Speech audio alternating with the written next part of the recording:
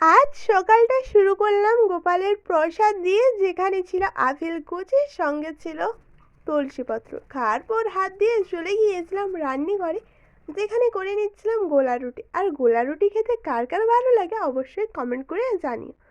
তো এখানে জিরা দিয়েছিলাম, কাঁচা লঙ্কা দিয়ে ময়দা দিয়ে সুন্দরভাবে করে নিচ্ছিলাম, আর বেশ ছোট ছোট করে করছিলাম, আর খেতেও বেশ দুর্দান্ত লেগেছে।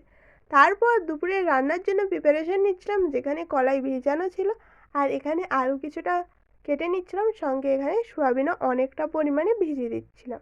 আর তারপর ভাত হয়ে যাওয়ার পর এখানে যখন সোয়াবিনের তরকারিটা করি, মা এসে হাতে প্রসাদ দিয়ে গিয়েছিল আবার গোপালে, যেখানে ছিল মৌসুমি, সঙ্গে ছিল আপেল। তো ওখানে খাওয়ার পর আবার হাত ধুয়ে এসে রান্না করতে শুরু করি। আর রান্নায় করেছিলাম সোয়াবিনের তরকারি আর কলাই বেটে ভাজা। তো আমি খেতে থাকি, তোমরা ভিডিওটি দেখতে থাকো, আর ভালো লাগলে অবশ্যই একটি লাইক করে দিও, আর ইউটিউব দেখলে সাবস্ক্রাইব করে পাশে থেকো। টাটা।